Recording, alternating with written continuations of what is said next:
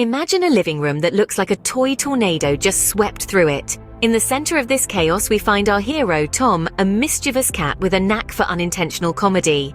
He's attempting a daring feat, stacking building blocks higher than any cat has ever dared. But alas, his paw slips, sending the blocks crashing down in a symphony of clatter and clinks. Young Timmy, the supposed-to-be babysat, finds this absolutely hilarious. Next, we find ourselves in the kitchen, the heart of any home, and the scene of our next comedic caper.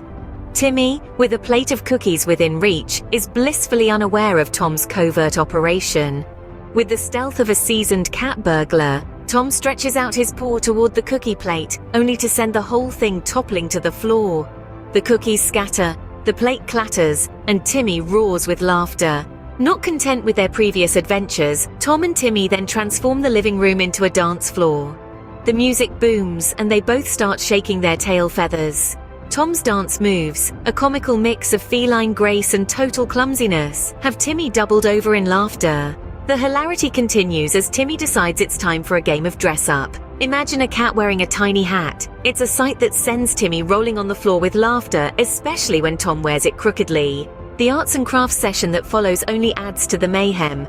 Tom, ever the artist, decides to join in. But instead of creating a masterpiece, he ends up with red paw prints all over his paper.